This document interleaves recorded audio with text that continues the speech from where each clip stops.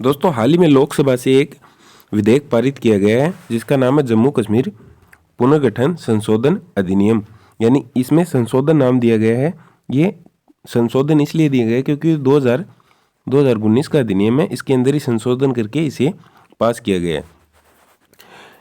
यानी कि लागू होने की अधिसूचना इसके अंदर जारी की गई है। और ये बिल पास रखा कितने था, तो ये हमारे गृह मंत्री अमित शाह ने ये बिल रखा था। इसके साथ में दो बिल पास किए गए थे, एक तो जम्मू कश्मीर पुनर्गठन संशोधन बिल और दूसरा था जम्मू कश्मीर आरक्षण संशोधन बिल। जो जम्मू कश्मीर पुनर्गठन था ये 2019 वाला बिल था, और जो जम्मू कश्मीर आरक्षण वाला था ये 2004 का बिल रखा गया था, जो दोनों लोकसभा से पास हो गए हैं। अब देखा जाए तो इस प्रकार से आप पहले पूरे जम्मू कश्मीर को हम देखते थे। इस प्रकार से ये पूरा जम्मू और कश्मीर था। आपको पता है कि 5 अगस्त 2019 को इन्हें यूनियन टेरिटरी बना दिया गया। पहले जम्मू कश्मीर एक राज्य हुआ करता था, उसके बाद में इन्हें यूनियन टेरिटरी बना दिया गया। एक हिस्से को लद्दाख और दूसरे को जम्मू कश्मीर नाम दिया गया है। उसके बाद में केंद्रीय गृह मंत्रालय, यानी केंद्रीय गृह मंत्रालय, तो केंद्रीय गृह मंत्री कौन है? अमित शाह ने जम्मू कश्मीर पुनर्गठन संशोधन, इसीलिए यहाँ पर संशोधन नाम दिया गया है क्योंकि 2019 का बिल था और उसके अंदर ही अभी संशोधन किया गया है। और जम्मू कश्मीर आरक्षण बिल, यह आरक्षण बिल है 2004 का। अधिनियम 2023 के प्रावधानों को लागू करने के लिए अधिसूचना जारी कर दी गई है। नेक्स्ट, उसके बाद में देखें, जम्मू कश्मीर पुनर्गठन संशोधन अधिनियम 2023 के प्रावधान लागू होने के बाद राज्य की विधानसभा में सीटों की संख्या बढ़कर 114 हो जाएगी। अब आप ध्यान देना, जब 5 अगस्त 2019 को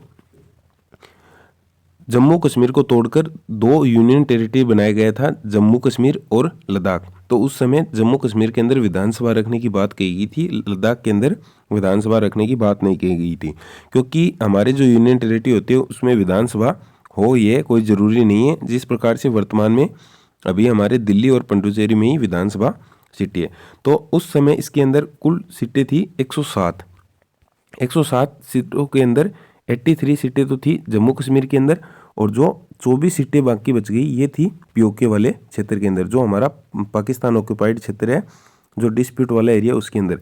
लेकिन अब जो ये सीटें हैं इसके अंदर 7 सीटें बढ़ा करके इसे 90 कर दिया जाएगा, और 24 ये जोड़े तो कुल इनकी संख्या 114 हो जाएगी। इस प्रकार से ये विधानसभा सीटों की संख्या 114 करने की बात इसके अंदर कही गई है।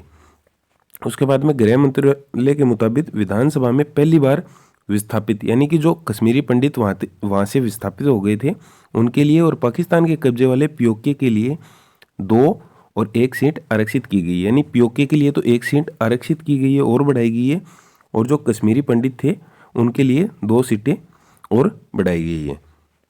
उसके बाद में ये जो 90 सीटें होंगी, जो ये 90 सीटें होंगी 83 पहले और प्लस इसके अंदर 7 जोड़ करके ये 90 ये होंगी, और 24 जो कि पीओके में कुल होगी 114 विधानसभा सीटें जम्मू कश्मीर के अंदर। इसके अंदर जो जनजाति है, यानी कि जो एससी और एसटी की सीटें हैं, तो एसटी की सीटें तो 9 कर दी गई है, और जनजाति के लिए 9 सीटें आरक्षित की गई है, और अनुसूचित जाति के लिए सीटों की संख्या 6 से 7 कर दी गई है। इस प्रकार से इन्हें बढ़ाया गया। पहले ये 6 हुआ करती थी और अब एससी की 7 कर दी गई है, और एसटी की सीटें 9 को बढ़ा करके 9 कर दी गई है, और एससी की सीटें 7 कर दी गई, पहले 6 हुआ करती थी। और आरक्षण के प्रावधानों के तहत देश के दूसरे राज्यों की तरह ही जम्मू कश्मीर और लद्दाख में भी ओबीसी, एससी, एसटी और सामान्य वर्ग के गरीबों को आरक्षण की व्यवस्था की गई है। अब जो आरक्षण वाला जो विधेयक है जो 2004 का है, जो पहले जम्मू कश्मीर अलग हुआ करता था, तो उसे स्पेशल राज्य का दर्जा छीन करके उसे सामान्य राज्य के अंदर दिया गया। तो इसके अंदर भी जो हमारे सामान्य वर्ग होते हैं, एससी एसटी और ओबीसी होते हैं, इस प्रकार से यहाँ पे वर्ग हो गए। लेकिन इसके अंदर एक शैक्षणिक संस्थाओं के अंदर इसके अंदर एक वर्ग और शामिल किया जाएगा, SEBC, यानी कि सोशल यानी एजुकेशनल बैकग्राउंड कैटेगरी। इस प्रकार से इसे SEBC कैटेगरी में भी शामिल किया जाएगा। साथ ही SC, ST और ओबीसी कैटेगरी इसके अंदर शामिल होंगी और शैक्षणिक संस्थाओं के अंदर शिक्षा के जो स्तर हैं वहाँ पर इन्हें आरक्षण प्रदान किया जाएगा। इस प्रकार से ये दोनों बिल थे। एक के अंदर विधानसभा क्षेत्रों की संख्या बढ़ाई जाएगी और दूसरे के अंदर इन्हें आरक्षण का प्रावधान किया गया है। इस प्रकार से आशा करते हैं आपको जम्मू कश्मीर जो पुनर्गठन बिल है वो और जम्मू कश्मीर का जो आरक्षण बिल है वो दोनों समझ में आए होंगे।